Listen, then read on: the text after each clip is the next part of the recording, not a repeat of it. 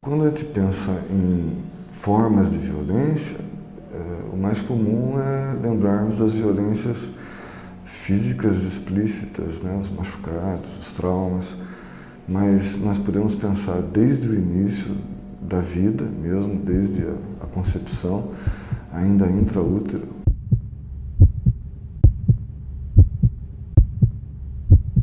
Uma mãe que não se cuida também deixa de cuidar da criança, e até mesmo o fato de não vacinar pode ser considerado uma forma de violência. 2 gotinhas que podem fazer a diferença.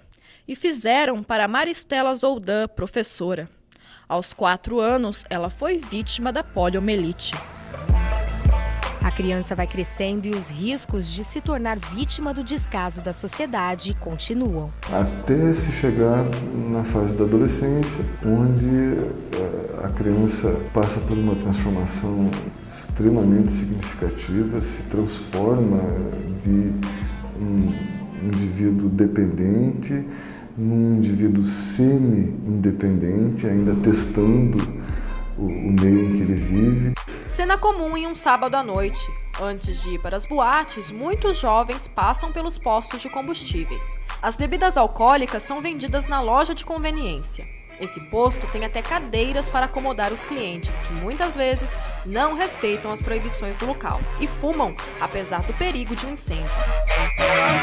A base dos experimentos pode ser arriscada se não tiver uma orientação, como acontece com o uso do álcool e de outras drogas. Cada uma dessas pessoas tem uma história muito parecida. A maioria conheceu a bebida ainda na adolescência.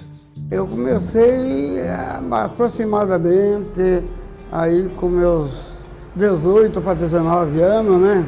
18 a 20 anos. E aos poucos, a bebida começou a tomar conta de cada passo dessas pessoas. Quando a pessoa passa pela adolescência, entra na vida adulta, começam a aparecer outras questões.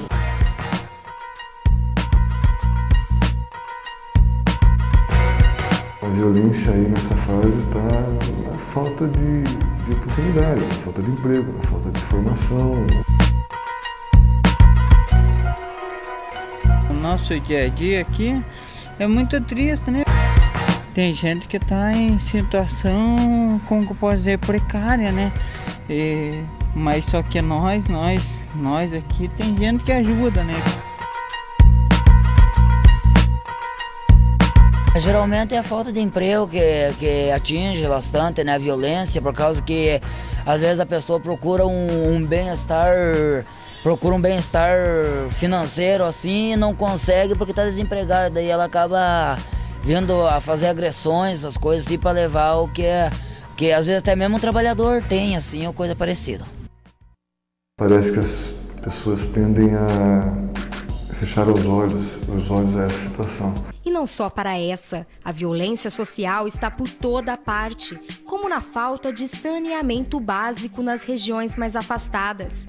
20% da população de Ponta Grossa não tem rede de esgoto tratada. Isso acontece em Ponta Grossa, mas também Ponta Grossa não é a única cidade que acontece do Paraná e do Brasil. A ocupação que tem sido feita nos últimos anos nas cidades é a população mais carente procurando morar à beira dos córregos, né? Muitas vezes invasões, inclusive, não autorizadas pelo município, mas que causa problema de qualidade de vida. Você vê esgoto correndo a céu aberto, vê crianças pisando nesse esgoto, vê doenças realmente transmitidas pelo esgoto, bastante frequente nessas crianças e nessa pessoal que mora junto, né? Outra irregularidade foi essa caixa de esgoto transbordando no Parque Nossa Senhora das Graças. Até limo já cresceu por onde escorre a água contaminada. Na vida adulta entram inúmeros outros fatores, como a violência no trânsito, por exemplo.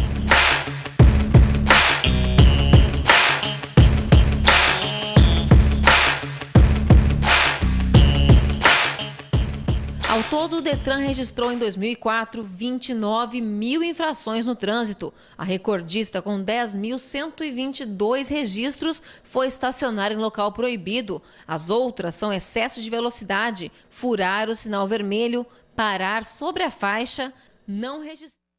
A violência continua acompanhando o indivíduo. Até chegarmos na violência contra o idoso, né? O abandono pela própria família, que é muito mais frequente do que se imagina, a omissão de cuidados, a falta de respeito com o idoso.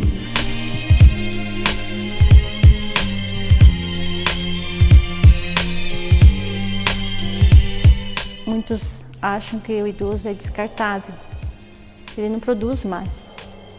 A partir do momento que o idoso não pode mais ir no mercado, não pode mais levar o netinho ou a netinha na creche, não pode muitas vezes até ajudar na limpeza da casa, então ele não presta mais, então ele tem que ser descartado de casa. Já vai para 19 anos que está aqui. Agora eu estou sozinha, Deus. Tenho visita. Cada vez mais expostas às violências sociais, as pessoas acabam se cercando como defesa. É uma sensação um pouco relativa de segurança. Você tem que tomar algumas precauções. Isso nós temos feito. Não é um mundo à parte porque você tem vizinhos, né? Vizinhos com quem os seus filhos brincam, com quem você se relaciona. Unicamente que você tem uma área em comum, né? Uma área de lazer em comum. Um muro que circunda esse condomínio, esse terreno, que é um terreno grande onde moram várias pessoas. Até em áreas públicas já existem projetos para monitoramento. Tem que ser um monitoramento 24 horas, né?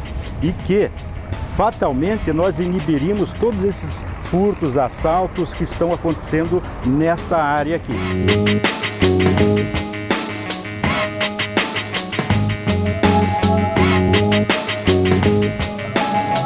Essas câmeras, elas não vão fiscalizar a parte dentro dos edifícios, fiscalizar a parte também das próprias lojas, não é esse o trabalho. Ele é um trabalho desenvolvido para as pessoas que estão em locais públicos. Portanto, evidentemente, se você é uma cidadã de bem, né, você não vai ter problema nenhum e você está sendo vista através de um policiamento, porque o que você quer é segurança.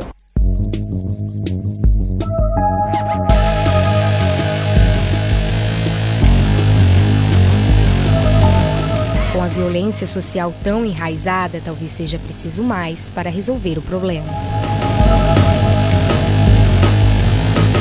A estrutura da sociedade ela é um tema muito importante para ser discutido hoje. Eu não vejo isso sendo trabalhado, sendo debatido.